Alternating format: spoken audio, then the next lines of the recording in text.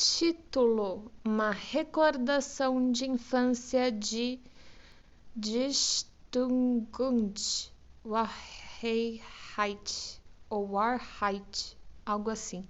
Se tentamos recordar-nos do que nos aconteceu nos primeiros anos da infância, muitas vezes confundimos aquilo que ouvimos de outros com o que realmente nos pertence e que provém daquilo que nós próprios testemunhamos. Essa observação encontra-se numa das primeiras páginas do relato feito por Goethe da sua vida de Stug und Wahrheit, que começou a escrever aos 60 anos de idade. Procede apenas uma informação acerca do seu nascimento, que teve lugar a 28 de agosto de 1749, ao meio-dia, ao bater as 12 horas. Os astros estavam numa conjunção favorável, o que pode bem ter sido a causa da sua sobrevivência, pois ao ingressar no mundo estava como morto, e somente com grande esforços é que foi trazido à vida. Segue-se uma breve descrição da casa e do lugar onde as crianças, ele e a irmã mais nova, mais gostavam de brincar. Depois disso, no entanto, Goethe, na verdade, relata apenas um único evento que pode ser atribuído aos primeiros anos da infância, antes dos 4 anos, e do qual parece haver preservado a sua própria recordação. O relato transcorre como que se segue, abre aspas, e 3 irmãos de nome von Ochstein, que moravam por perto, tornaram-se muito meus amigos. Eram os órfãos de um magistrado, interessaram-se por mim e costumavam brincar comigo de todos os modos. A minha gente gostava sempre de contar toda espécie de brincadeiras a que esses rapazes, geralmente de temperamento sério e retraído, costumavam encorajar-me. Citarei apenas uma dessas proezas. A feira de louças acabara de realizar-se, e não apenas a cozinha fora aparelhada com peças que seriam de utilidade por algum tempo, como também haviam sido compradas miniaturas de utensílios da mesma espécie para que nós, as crianças, brincássemos. Uma bela tarde, quando tudo estava tranquilo na casa, eu brincava com meus pratos e panelinhas no vestíbulo, local que já havia sido descrito e que se abria para a rua. E já que isso não parecia levar a nada, arremessei um prato à rua e rejubilei-me por vê-lo despedaçar-se tão alegremente. Os von Ochstein, vendo quanto me deleitava e quão jocosamente batia palmas, gritaram: "Faz outra vez!" Não hesitei em lançar um pote para o calçamento de pedra e depois, como continuassem a gritar "outro", um após o outro, todos os meus pratinhos, caçarolas e panelas. Os meus vizinhos continuaram a manifestar sua aprovação. Eu estava encantado por poder diverti-los, mas todo o meu estoque fora utilizado e eles ainda gritavam: "Outro!", de modo que corri direto para a cozinha e apanhei os pratos de barro, que fizeram o espetáculo ainda melhor, ao partirem-se em pedaços, e assim fiquei indo e vindo, trazendo um prato após o outro, na medida em que conseguia alcançá-los no guarda-louça, e como ainda não se contentassem com isso, arremessei à mesma destruição toda a peça de louça em que consegui pôr a mão. Só mais tarde chegou alguém que interferiu e pôs fim à brincadeira. O mal estava feito e juntar tanta louça quebrada foi pelo menos uma história divertida com que os marotos que haviam instigado o jogo se deleitaram até o fim da vida. Antes de haver psicanálise, era possível ler isso sem encontrar oportunidade para uma pausa ou sem se surpreender, mas depois a consciência analítica tornou-se ativa, formamos opiniões e expectativas definidas acerca das lembranças da mais remota infância e gostaríamos de reivindicar validade universal para elas.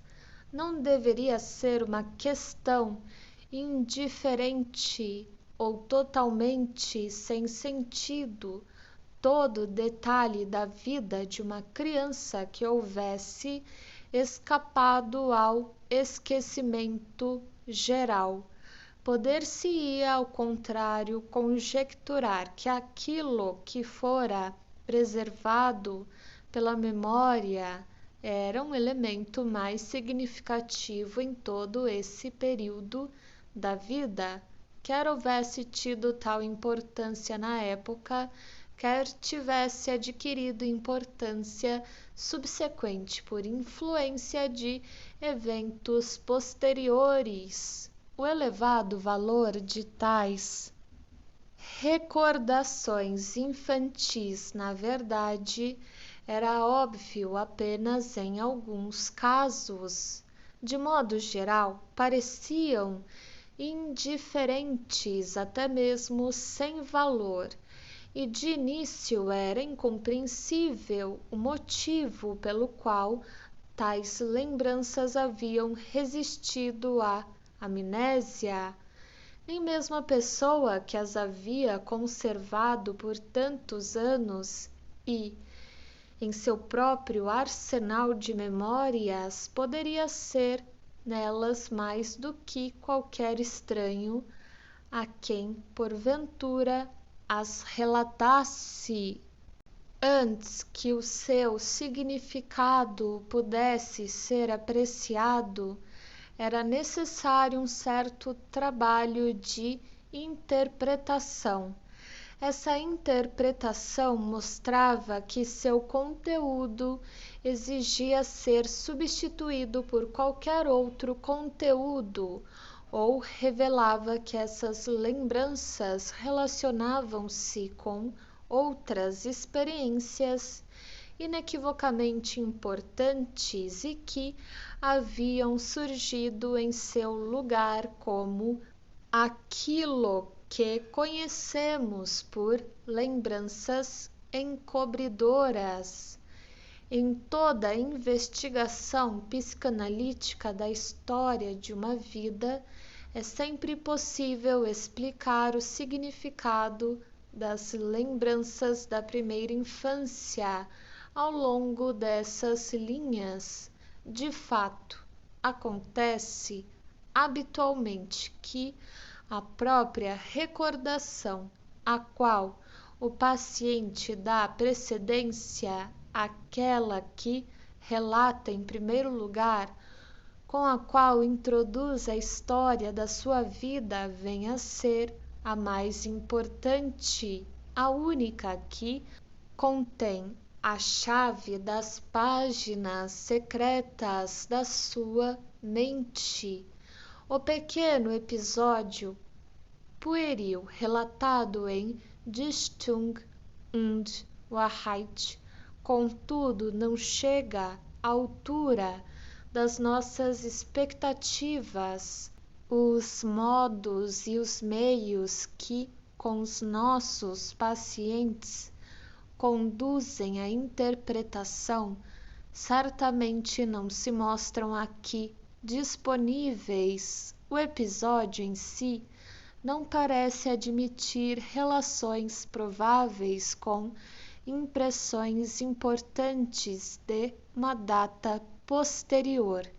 Uma travessura com efeitos prejudiciais à economia doméstica, levada a efeito por instigação externa, não se enquadra certamente, contudo, o que Goethe tem para nos contar acerca da sua vida tão rica de eventos. Uma impressão de inocência e irrelevância total liga-se a essa lembrança infantil e pode ser interpretada como uma advertência para não esticar o domínio da psicanálise em demasia, nem aplicá-la a situações inadequadas.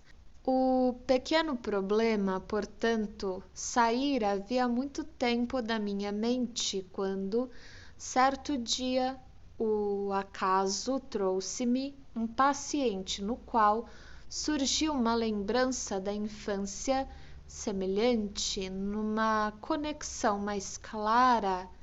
Era um homem de 27 anos, bem dotado e de elevada educação, cuja vida, na ocasião, estava inteiramente tomada por um conflito com sua mãe que afetava todos os seus interesses e de cujos efeitos a sua capacidade de amar e de levar uma existência independente sofria bastante. Esse conflito remontava à sua infância, mais precisamente aos seus 4 anos de idade. Antes disso, havia sido uma criança extremamente débil, sempre adoentada, e ainda assim, em sua memória, esse período de doença era glorificado como um paraíso, de vez que havia tido então posse exclusiva e ininterrupta da afeição da sua mãe. Quando ainda não tinha 4 anos, nasceu um irmão, hoje ainda vivo, e, em sua reação a esse evento perturbador, transformara-se num menino obstinado, intratável, que procurava continuamente a severidade da mãe. Além disso, jamais recuperara o caminho certo. Quando me procurou para o tratamento, de modo algum, o motivo menos provável da sua atitude era o fato de que a mãe, uma fanática religiosa, tinha horror de psicanálise. Os ciúmes do irmão, que de fato se haviam manifestado certa vez num ataque homicida à criança no berço, estavam há muito esquecidos. Agora tratava o irmão com grande consideração. Contudo, determinadas ações curiosas e fortuitas da sua parte, tais como súbitas e graves agressões contra os animais favoritos, como o cachorro ou os pássaros que criava cuidadosamente, provavelmente deveriam ser compreendidas como ecos desses impulsos hostis contra o irmão menor. O paciente relatou então que, mais ou menos na época do ataque contra o bebê que tanto odiava, arremessara para a rua pela janela da casa de campo toda a louça que estava ao alcance da sua mão. Exatamente a mesma coisa que Goethe narra da sua infância em Dichtung und Wahrheit. Posso adiantar que o paciente era estrangeiro e não estava familiarizado com a literatura alemã, jamais lera a autobiografia de Goethe. Naturalmente, essa comunicação sugeriu-me que se poderia fazer uma tentativa para explicar a lembrança da infância de Goethe sobre as linhas que nos foram colocadas pela história de meu paciente, mas poderiam mostrar-se na infância do poeta as condições necessárias para uma explicação.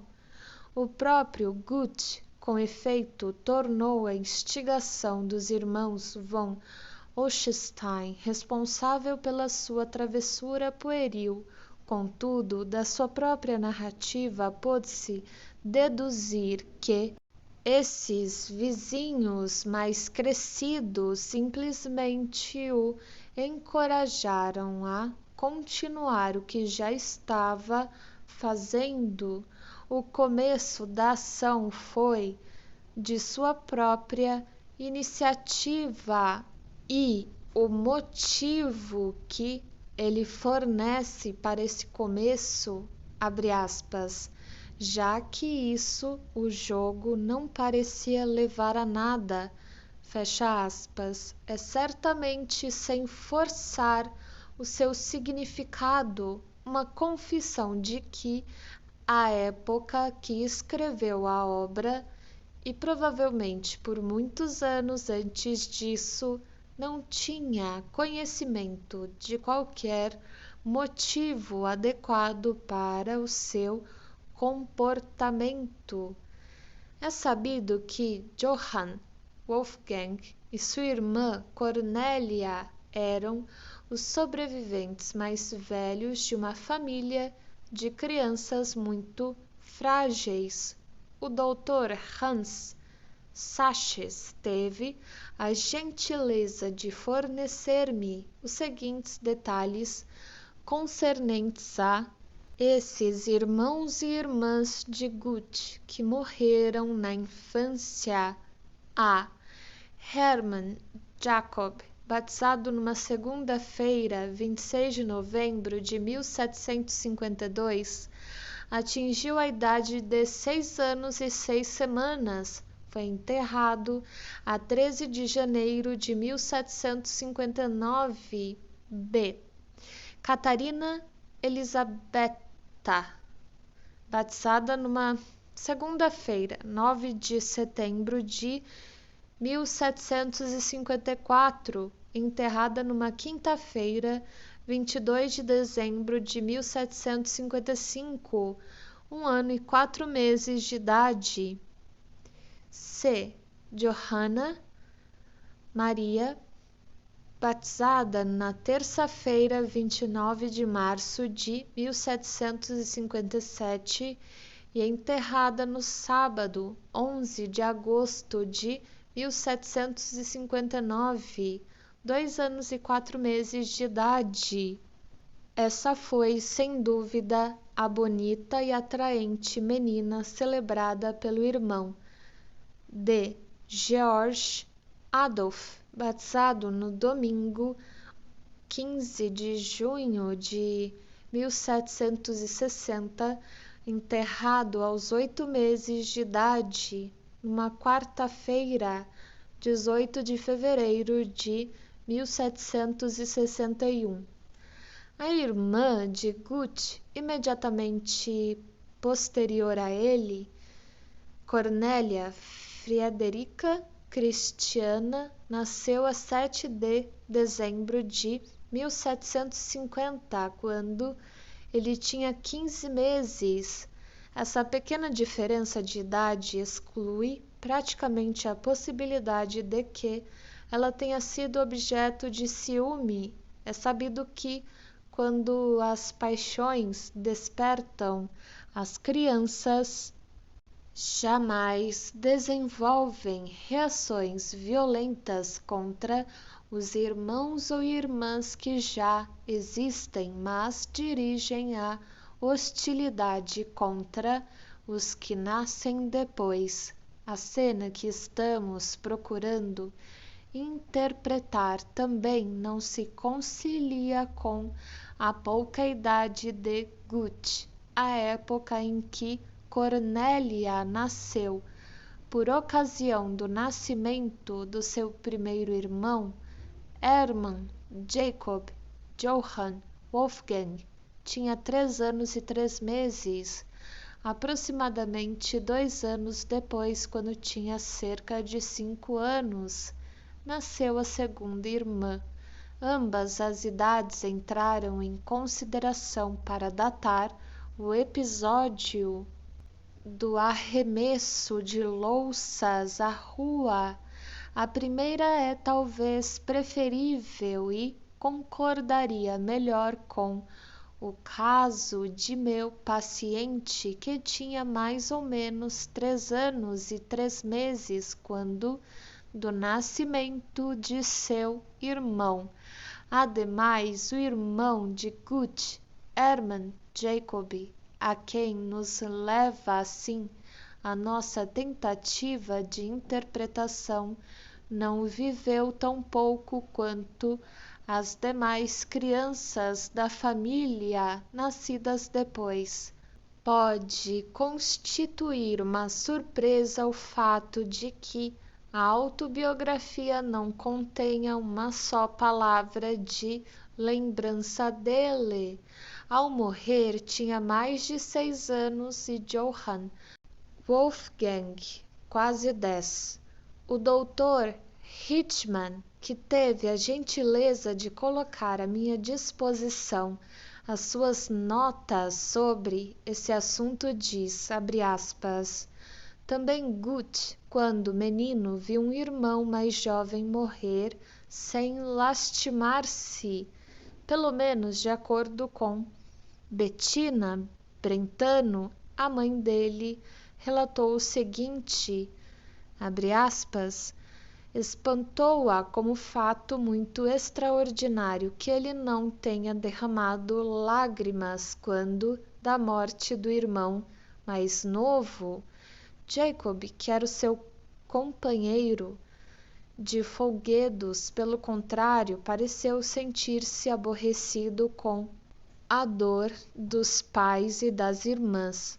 Quando, mais tarde, sua mãe perguntou ao jovem rebelde se ele não havia gostado do irmão, correu para o quarto e retirou debaixo da cama uma pilha de papéis sobre os quais estavam escritas lições e pequenas histórias, dizendo que fizera tudo aquilo para ensinar o irmão. Fecha aspas. Assim, parece que o irmão mais velho gostava de fingir-se de pai para o irmão mais novo e mostrar-lhe sua superioridade. Dessa maneira, pôde-se formar a opinião de que o lançamento de louças pela janela foi um ato simbólico, ou, para dizê-lo mais corretamente, uma ação mágica, pela qual a criança, abre parênteses, Guth, bem como o meu paciente, fecha parênteses, deu expressão violenta ao desejo de livrar-se de um intruso que o perturbava. Não há necessidade de discutir o prazer de uma criança ao quebrar coisas. Se uma ação é agradável em si, isso não é um estorvo, mas antes uma instigação para repeti-la em obediência também a outros propósitos. É provável, contudo, que possa ter sido o prazer da destruição que garantiu à travessura infantil um lugar perdurável na memória do adulto. Nem há qualquer objeção a complicar o motivo da ação, acrescentando-lhe um fator adicional. Uma criança que quebra louça sabe muito bem que está fazendo algo errado, pelo qual os adultos se zangarão com ele, e se não se sente restringido por saber disso, provavelmente tem um rancor contra os pais que deseja satisfazer, quer demonstrar impertinência. O prazer em quebrar e nas coisas quebradas seria igualmente satisfeito se o menino simplesmente arremessasse o objeto quebrável ao chão. Lançá-los à rua pela janela é algo que ainda permaneceria inexplicável. Esse para fora parece ser parte essencial da ação mágica, como parece advir diretamente do seu significado oculto. O novo bebê deve ser jogado fora através da janela, talvez porque tenha vindo através da janela. Toda a ação seria assim equivalente à resposta verbal que já nos é familiar, dada por uma criança a quem se diz que a cegonha lhe trouxe um irmãozinho. Abre aspas, então a cegonha pode levá-lo embora outra vez. Fecha aspas. Era seu veredicto. Não obstante, não estamos cegos a objeções, à parte quaisquer incertezas internas, contra fundamentar a interpretação de um ato da infância num único paralelo. Por esse motivo, durante anos guardei só para mim a teoria acerca da pequena cena em Dichtung und Wahrheit, até que um dia tive um paciente que iniciou sua análise com as seguintes observações que anotei palavra por palavra. Abre aspas, sou o mais velho de uma família de 8 ou 9 filhos. Uma das mais remotas recordações que tenho é de meu pai sentado na cama de camisola, dizendo-me a rir que eu tinha um novo irmão. Eu estava então com 3 anos e 9 meses. É esta a diferença de idade que tenho para o meu irmão seguinte. Sei também que pouco tempo depois, ou foi um ano antes, joguei uma porção de coisas à rua, escovas, ou foi apenas uma escova, sapatos e outros objetos pela janela. Tenho uma recordação ainda anterior. Quando tinha 2 anos, passei uma noite com meus pais num quarto de hotel em Linz, a caminho de Salzkammergut. Fiquei tão inquieto durante a noite e fiz tanto barulho que meu pai foi obrigado a bater-me. Depois de ouvir essa afirmação, joguei para o alto todas as dúvidas. Quando, na análise, 2 coisas são trazidas uma imediatamente após a outra, como de um só fôlego, temos que interpretar essa proximidade como uma conexão de pensamento. Era, portanto, como se o paciente houvesse dito, abre aspas, porque descobri que ganhara um novo irmão. Pouco depois arremessei aquelas coisas à rua, fecha aspas. O ato de lançar as escovas, sapatos, etc. pela janela deve ser reconhecido como uma reação ao nascimento do irmão. Também não é motivo para desapontamento o fato de que, nesse exemplo, os objetos jogados fora não fossem louças, mas outras coisas, provavelmente o que quer que a criança pudesse alcançar no momento. O jogar fora, através da janela para a rua, mostra-se assim como a coisa essencial no ato, ao passo que o prazer de quebrar e o barulho, bem como o tipo de objeto que é executado, são pontos variáveis e não essenciais. Naturalmente, o princípio de haver aí uma conexão de pensamento deve também ser aplicado à terceira recordação infantil do paciente, que é a mais remota, embora fosse colocada por último na série. Isso pode ser facilmente feito. Evidentemente, o menino de 2 anos estava inquieto por não poder suportar os pais juntos na cama. Na viagem, foi sem dúvida impossível evitar que a criança testemunhasse esse fato.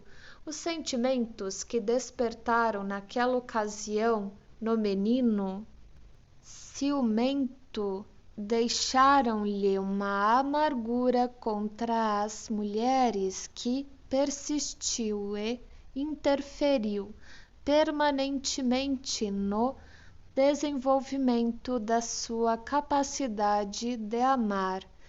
Após fazer essas 2 observações, expressei opinião durante uma reunião da Sociedade Psicanalítica de Viena de que ocorrências da mesma natureza podem não ser raras entre as crianças. Em resposta, a doutora von Hug-Helmuth colocou à minha disposição 2 outras observações que acrescento aqui como apêndice. 1. Com mais ou menos 3 anos e meio de idade, o pequeno Eric adquiriu repentinamente o hábito de lançar tudo aquilo de que não gostava pela janela. Também o fazia, contudo, com coisas que não estavam no seu caminho e não lhe diziam respeito. No dia do aniversário do pai, tinha ele 3 anos e 4 meses e meio. Apanhou na cozinha um pesado rolo para massas, arrastou-o para a sala e lançou-o à rua pela janela do apartamento do 3º andar. Alguns dias mais tarde jogou o pilão do almofariz e depois um par de pesadas botas para montanhismo que pertenciam ao seu pai, as quais teve primeiro de tirar do armário. Por essa época, a mãe do menino teve um aborto no 7º ou 8º mês de gravidez. E depois disso, pequeno Eric ficou dócil e tranquilo, tão bom que parecia bastante mudado. No 5º ou 6º mês, costumava dizer repetidas vezes à mãe: "Mamãe, vou pular em cima da sua barriga", ou "vou dar um empurrão na sua barriga". E pouco antes do aborto, em outubro, dizia: "Se tenho que ter um irmão, pelo menos não o quero senão depois do Natal. 2. Uma jovem de 19 anos contou-me espontaneamente que sua mais remota recordação era a seguinte: vejo a mim mesma terrivelmente travessa sentada debaixo da mesa da sala de jantar, pronta para rastejar. Minha xícara de café com leite está em cima da mesa. Ainda posso ver muito bem o desenho da louça e a vovó entra na sala justamente no momento em que me preparo para arremessar a xícara pela janela. O fato é que ninguém estava se preocupando comigo e, entretanto, formara-se uma película de nata sobre o café com leite, o que sempre me causava repulsa e ainda causa. Naquele dia nasceu meu irmão, que é 2 anos e meio mais novo que eu, de modo que ninguém havia tido tempo para mim. Sempre me dizem que eu estava insuportável naquele dia. Durante o jantar, joguei ao chão o copo favorito do meu pai. Sujei minha roupa diversas vezes e manifestei o pior dos humores de manhã até à noite. Na minha fúria, fiz em pedaços a boneca com que brincava no banho.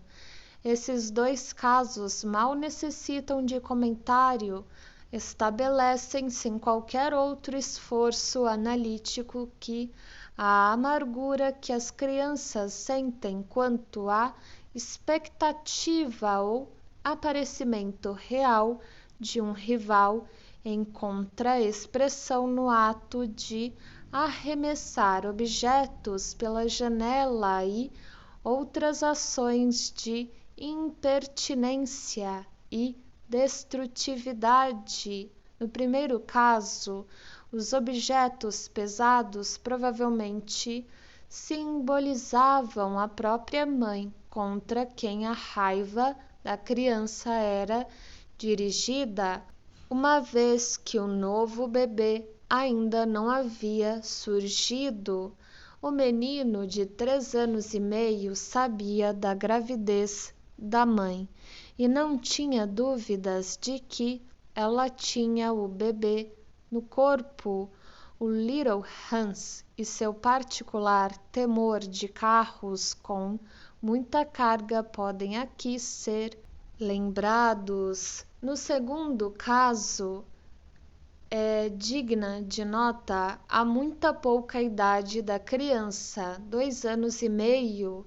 Se voltarmos agora à lembrança da infância de Guth e colocarmos no lugar que ela ocupa em Dichtung und Wahrheit o que cremos haver obtido por meio da observação de outras crianças, emerge uma sequência de pensamento perfeitamente válida que, de outra forma, não teríamos descoberto. Seria assim, abre aspas, eu era uma criança de sorte, o destino preservou a minha vida, embora tenha vindo ao mundo como morto.